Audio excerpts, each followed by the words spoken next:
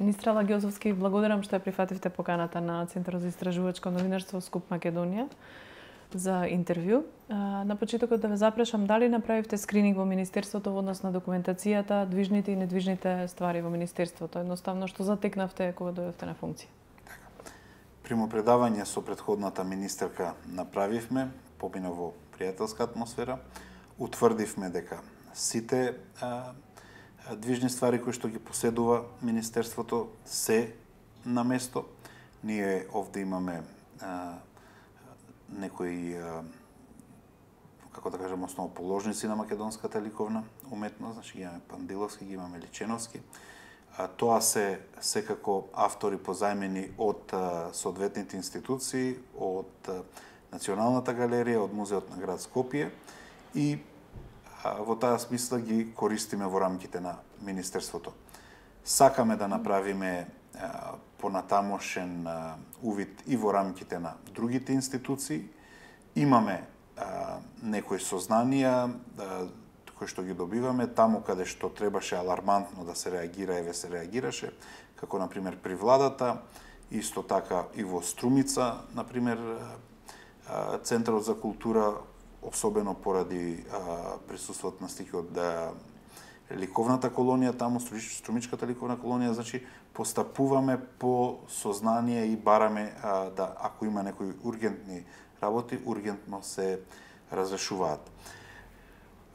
Прво нешто што направивме кога дојдовме е побаравме од самите вработени да ни дадат пресек на состојбите, да ни дадат извештај за тоа што е сработено, што треба да се сработи, што е реализирано, што е доспеано како врска, што е платено или не платено и се разбира дека врз основа на тие извештаи подготвивме од наша страна и работни групи кои што ги, да речеме, претресуваа тие нивни извештаи и понатаму ги продлабочуваа сознанијата. Таму каде што се појавуваше спорен елемент, се разбира дека ги третиравме случаевите и по-детално. Се разбира, во Министерството има премногу предмети и за да направиме попис на сите документи и на се со што располагавме, ни треба повеќе време.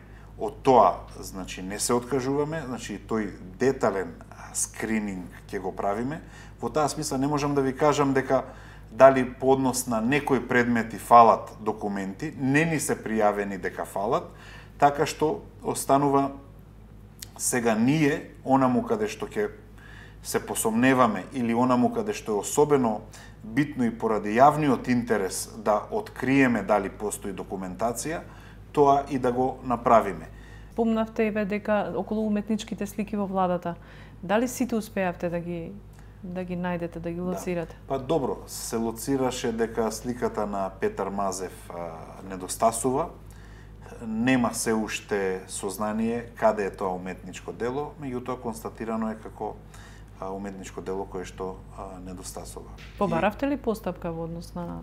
Да, значи Националната галерија која што е надлежна за оваа работа веќе поднесе барање за постапка за утврдување на тоа каде е исчезнато тоа дело и таа постапка е отворена и трае. Кој ќе биде вашиот приоритет како министер? Па, како министер јас најавив неколку приоритети. Се разбира дека она што го нареков отстранување на секаков сомнеш за незаконско постапување во рамките на Министерството, тоа ни е приоритет да го отстраниме како сомнеш и во таа смисла побарав од сите вработени да бидат максимално кооперативни во однос на тоа, така што на некој начин таа ревизија во однос на трошењата, таа ревизија во однос на буџетите, на финансирањето, во однос на процедурите, почитувањето на статутите, на законите, на целокупното работење на Министерството за култура се е под лупа. Значи тоа го правиме. Тоа е ревизија на оној аспект законско-финансискиот. Се разбира, почнавме да правиме и евалуација на програмите. Каков тип програми се реализирале, дали тие програми биле реализирани квалитетно, дали се одзвестувале на потребите на културната јавност, дали следеле одредени културни политики. Така што тие два процеси се битни, затоа што врз база на нив ќе следуваат следните приоритети, а тоа е носењето на националната стратегија за култура, каде што база се разбира треба да биде состојбата која што досега се проведувала и во таа смисла, како што реков, токму носењето на национална стратегија за култура за периодот од 2018 до 2022 ќе биде врвен приоритет до крајот на годината и таа нова стратегија треба да се да стапи на сила нели од 1 јануари со нов и расположлив буџет. И како дел од таа нова стратегија ние ќе направиме едно ревидирање на програмите во рамките на Министерството, на повиците за конкурси, на конкурсната и проектната документација која што е потребна, на типот на повици, едноставно начините како годишно, од година во година, ќе се реализира стратегијата, односно таа позната национална програма. Едно од најгорливите прашања се разбира дека и Скопје 2014 и во таа смисла исто така во рамките на надлежноста на Министерството за култура преземаме одредени активности. Така што тоа се тие 3-4 првични приоритети. Работиме и на тоа веднаш да направиме еден нов повик за проекти, каде што ќе го покажеме и новиот дух на културната политика, но и новите критериуми на отчетност и на транспарентност, кои што и ги ветивме на јавноста. Така што многу брзо ќе објавиме еден таков повик на проекти, кој што ќе почне да се реализира веќе во рамките на оваа 2017, затоа што ситуацијата е таква да програмите се донесени, многу од средствата се авансно веќе исплатени и на некој начин можностите на Министерството да интервенира во однос на донесената програма за 2017 се многу мали. А дел од програмата, особено дел од она што се нарекуваат капитални инвестиции, ќе ни остане обврска и за едната година. Така што буџетот во 2016 веќе поради нереализирањето изел 30% од средствата за 2017 и по истата таа динамика, за жал, доспеаните обврски во 2017 веќе ќе изедат 30% од буџетот за 2018. Тоа се на некој начин многу неповолни ситуации во кои што ние треба да действуваме. Колку побарувања имате во Министерството и за кои проекти станува збор? Па најголемите побарувања се во рамките на да речеме две групи проекти. Едниот проект е Скопје 2014, кои што се сметаат нели за капитални инвестиции и друг тип на капитални инвестиции кои што не се поврзани да речеме со Скопје 2014, но се поврзани со новите згради и инфраструктури кои што Министерството ги реализира. Се извинувам, сакате да кажете дека Скопје 2014 се уште е незавршен проект? Скопје 2014 е главно завршен проект и тој се реализира преку надлежност значи објектите се под надлежност на најразлични институции, од оние кои што се во рамките на Министерството за култура, се уште недовршена е скулптуралната композиција Мајка Тереза, каде што објектот е доведен до ниво на карабина, а останува да се и само тој останува да речеме да се заврши. Сите други проекти се завршени, но остануваат одредени финансиски импликации кои што ние мора да ги доразрешиме, односно да ги исплатиме. Постои друг дел на такви капитални инвестиции поврзани со пред се Македонската филхармонија, со театарот во Тетово, албанскиот театар, турскиот театар, значи неколку градби од тој тип, каде што театарот во Струмица, каде што Се уште се изведуваат работи и се разбира дека тие ќе носат буџет, ќе трошат буџет и 2017 и 2018. Во овој момент сепак некои работи и некои инвестиции кои што беа планирани, успеавме да ги запреме, во смисла да ги запреме, се дури не утврдиме што понатака со тие проекти, во кој обем треба да се реализираат и колку зафаќање тие треба да прават во однос на буџетот и идните буџети на Министерството. Кои инвестиции се сопрени? Па, дали тоа се однесува и на споменикот на мајка Тереза или тој останува? Не, значи тој вака, е исплатен? Да. Веројатно на него мислевте дека е авансно исплатен, а не, значи не е, значи како што се изведувале работите, така доспевале одредени фактури, нели, одредени ситуации како што тие ги викаат за исплата. Да, веројатно спомнавте авансно дека биле плаќани. Не, авансно се плаќани, да речеме, програмите на Министерството за култура. Тоа е во другиот домен. Например, она што оди на национална програма. Значи, тоа генерално не се големи пари, меѓутоа факт е дека ако например, имаме 5 милиони евра во рамките на програмите на Министерството кон надворешни странки, не во рамките на самите институции, дека тој буџет, например, е главно веќе потрошен, склучени се договори, иако дел од работите, например, би се одвивале во септември, во октомври или во ноември, тие веќе се авансно исплатени, некои од нив и 100%, многу од нив 70 или 80%, што не било практика. Например, може да кажете за какви договори станува збор и зошто се авансно плаќани? Дали едноставно ќе барате ревизии за тие договори? Како може некое дело да е исплатено авансно пред да се... Така, значи се работи за манифестации на кои што, да речеме, многу однапред им се дадени пари. Не би одел со поединечни имиња, но секако дека тие ќе бидат први на ревизија. Значи, дали е прекршена процедурата да се исплаќаат манифестации, да се исплаќаат програми кои што треба да се случат неколку месеци однапред. Порано процедурата била 30 до 50% најмногу од средствата да се побарат авансно, онаму каде што дел од трошоците просто мора да се имаат во однос на некои работи. Значи, нормално е да речеме авионски карти, нормално е да некои трошоци каде што за да заштедите ви требаат парите што побрзо, меѓутоа нема зошто остатокот од парите кои што се на ниво на услуга да се исплаќаат пред време.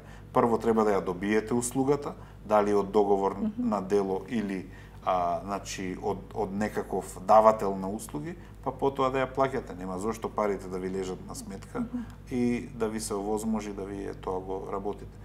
Зборувате за национални манифестации, локални, музички? Значи, тоа се манифестации, кои што спаѓаат во графата други корисници. Значи, тоа не се националните програми кои што се работат во националните институции, туку се работи за тип на програми кои што ги организираат надворешни здруженија на граѓани, посебни други заинтересирани страни и тие се така начините други корисници. А дали е можно при таа ревизија да барате и поврат на средствата?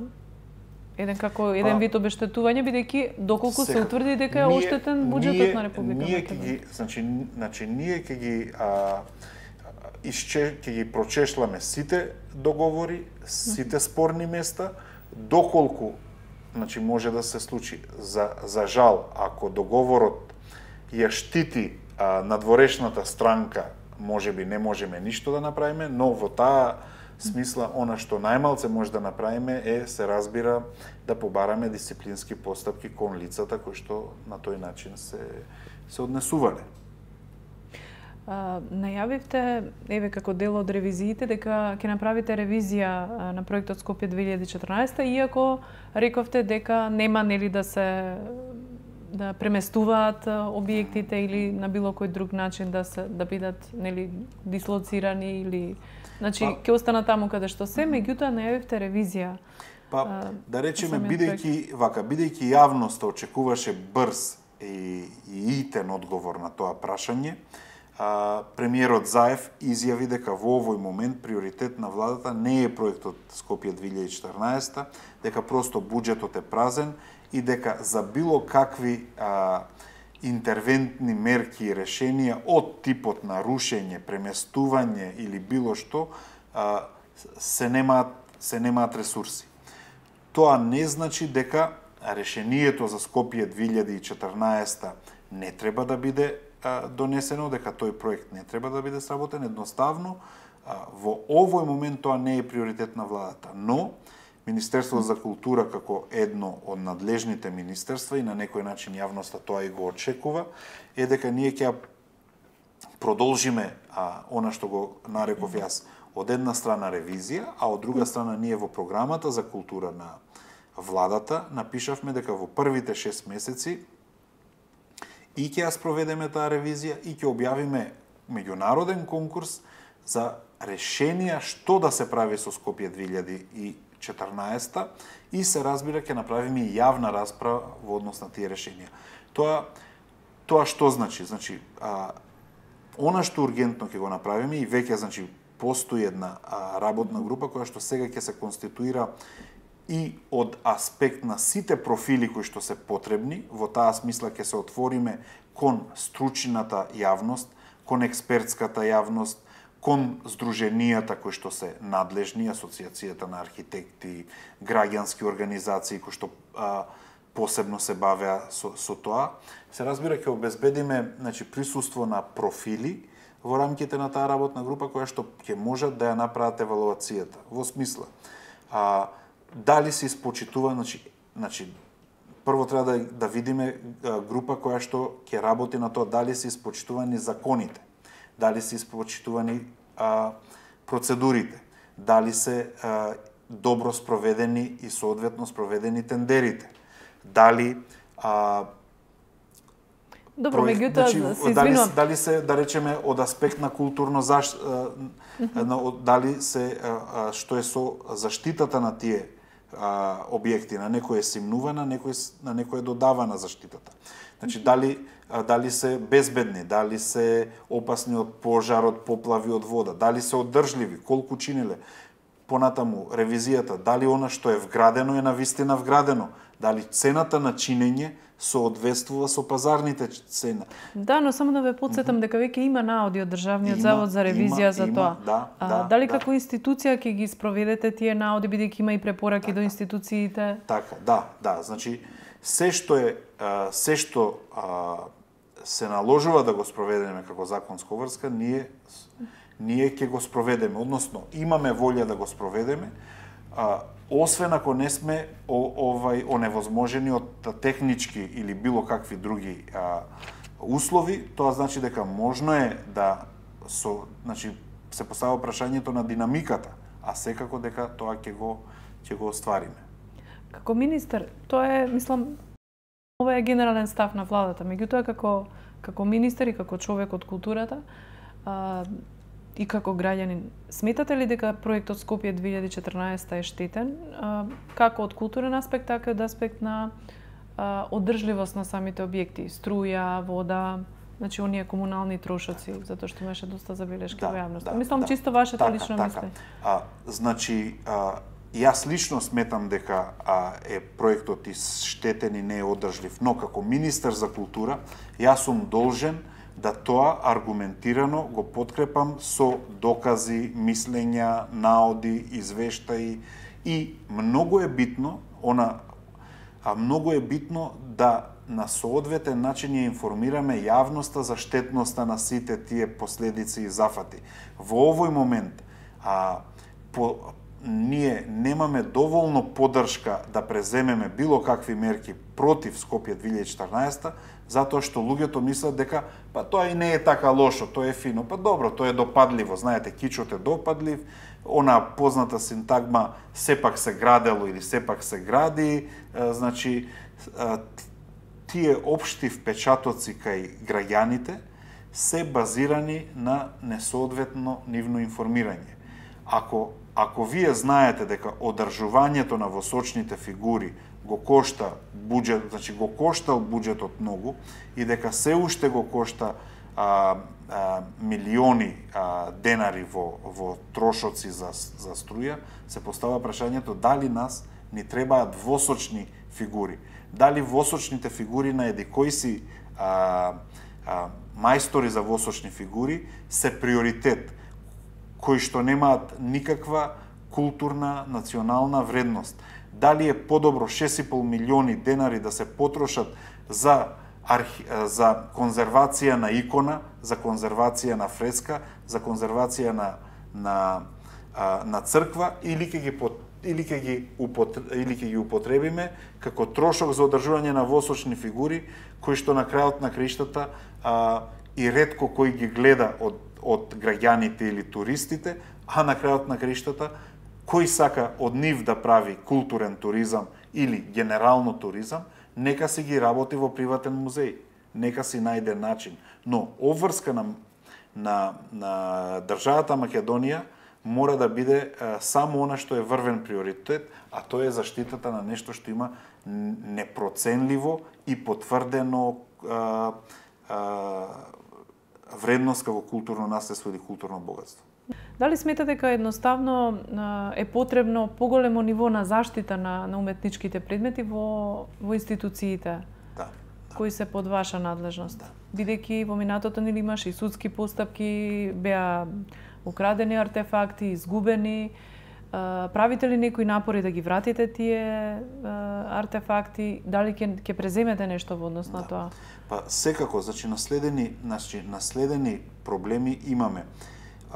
Во моментот кога се издвојувал археолошкиот музеј, многу од артефактите се пренесени во археолошкиот музеј на чување, заради тоа што имале посоодветни услови, никогаш не бил направен попис и не биле вратени артефактите назад. Во овој момент, со ВД директорите на археолошкиот музеј и на Музеот на Македонија, се обидуваме да го решиме тој проблем, да ги попишеме артефактите, затоа што не биле попишани, едноставно биле само преместени таму, и се разбира двете институции ќе треба сега да се договорат кои артефакти се враќаат назад, кои ќе останат да се чуваат во рамки, да речеме, на едната или на другата институција и под кои услови. Во таа смисла би рекол дека главно постоела една инерција, на чување на работиве, која што довела до тоа да биде непрецизно, а од друга страна и до овие несакани ситуации како што беше кражбата на артефакти во Музеот на Македонија. Мене ми се чини дека еден од проблемите е што нашите претходници прешле не на чуварска музејска служба, туку на обезбедување од страна на надворешни компании за обезбедување. Според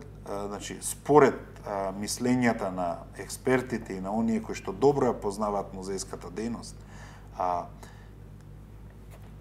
вработените чувари кои што имаат и специјални обуки од областа на дејноста која што треба да ја обавуваат, луѓе кои што се дел од институцијата и кои што се сраснати со мисијата на таа институција, многу посоодветно можат да ги чуваат предметите, отколку ако е тоа некоја компанија за обезбедување која што ги ротира членовите, која што има разни да речеме начини на чување, која што не, како да кажам, доведува во прашање нели како соодветноста на целиот тој систем на заштита, а во таа смисла да заклучиме и дека парите кои што се издвојуваат за таа намена не се така малку. Значи, по месечен план се случува во одредени институции да трошоците за чуварската служба се 70% од сите нивни месечни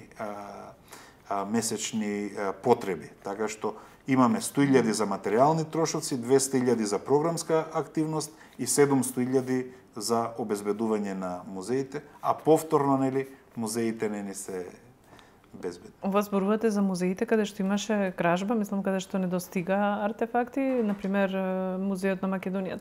За такви институции, да.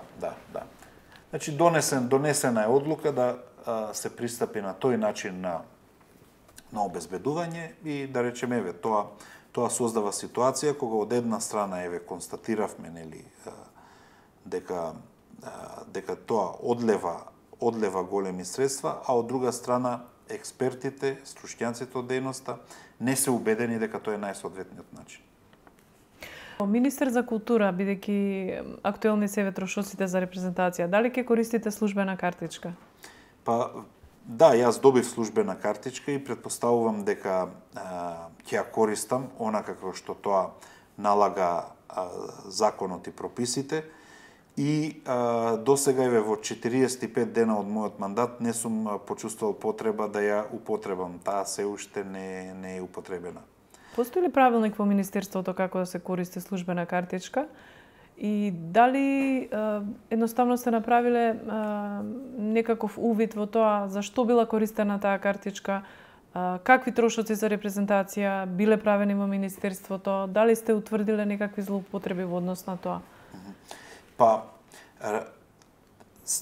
во однос на трошењата, значи, имало една галантност, така што се покривале, значи, репрезентацијата во однос на тоа кој има право на репрезентација и во која мера, не била строго регулирана.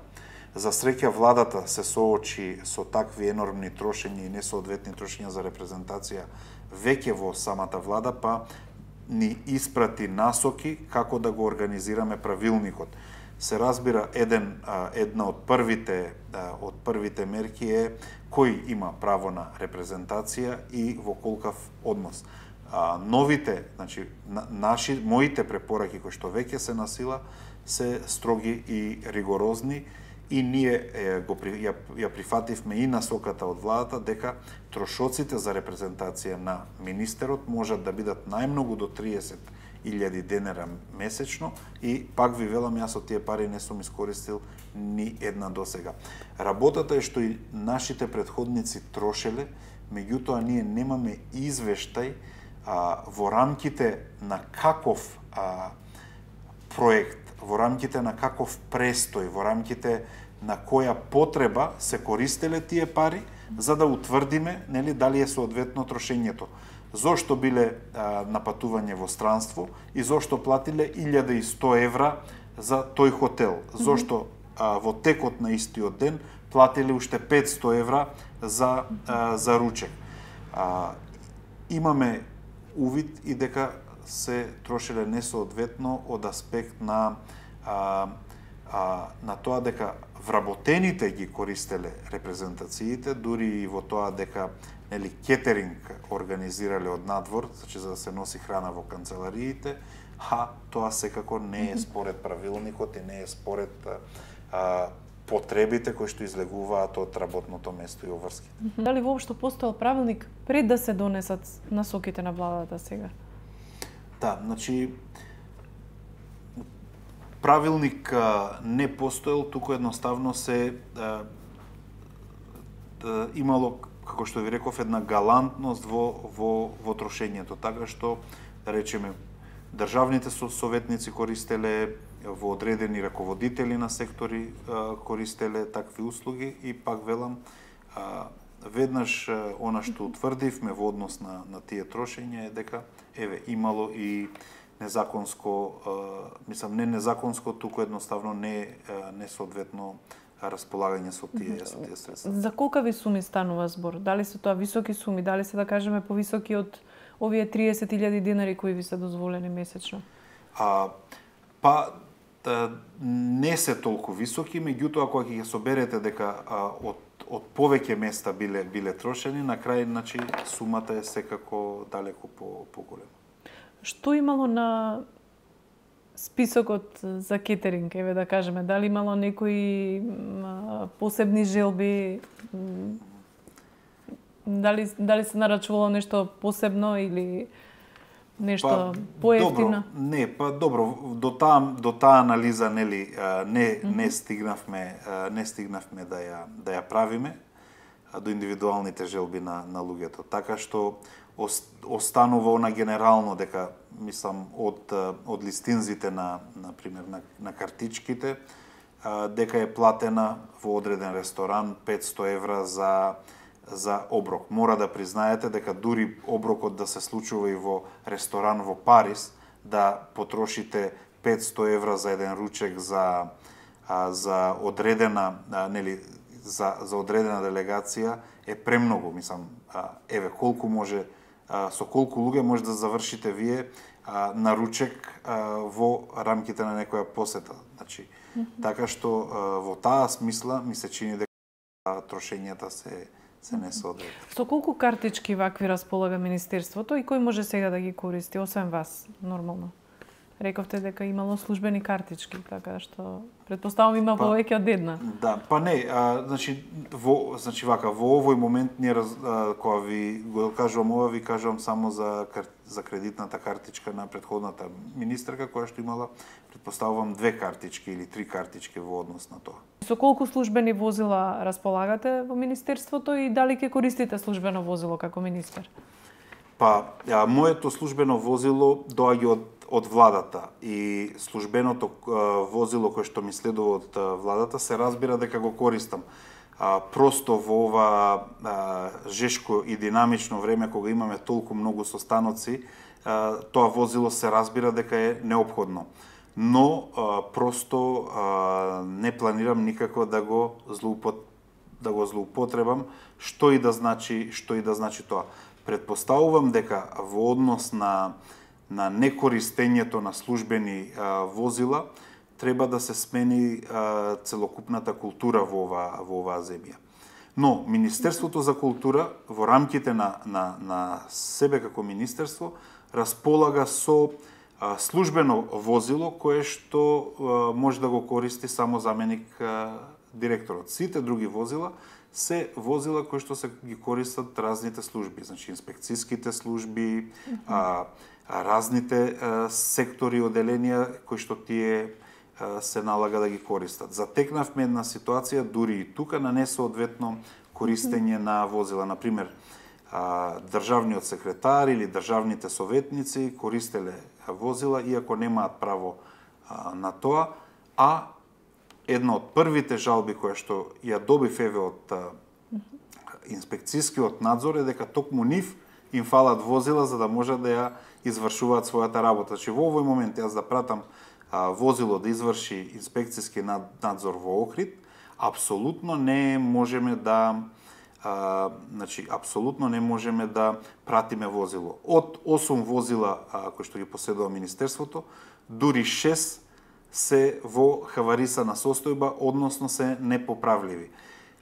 За жал, она што го утврдивме е дека не постојат никакви записници, не постои никакво примопредавање, немаме никаква документација кога биле направени штетите, кој бил одговорен за тоа, дали било тоа во текот на работното време, дали било надвор.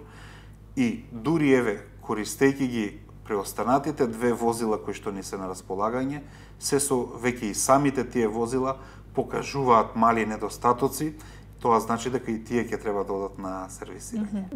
Ќе имате ли правилник во однос на користењето и на службените возила? Или не знам, дали има некои насоки од владата во однос на користење на службени возила во Министерството како генерална политика околу трошењата? Повторно, значи потребата за возила за извршување на нашата работа се користат од рамките на во рамките на нашите потреби и ние ќе ги користиме возилата согласно законот и согласно потребите, но потребите нема да бидат врз база на лична природа или привилегија на одредени високи функционери во рамките на Министерството. Она што ни е сега голем проблем е како да ја решиме оваа состојба. Со возниот парк ни треба итна обнова и ни треба да ги ставиме во функција тие возила за си службите се обавуваат својата дејност. Во таа смисла, значи често пати дури возилото на заменикот на министерот го користиме за со нив да ги испратиме инспекцијските служби на терен. Добро, министре Ала Ѓозовски, да ви се заблагодарам за интервјуто.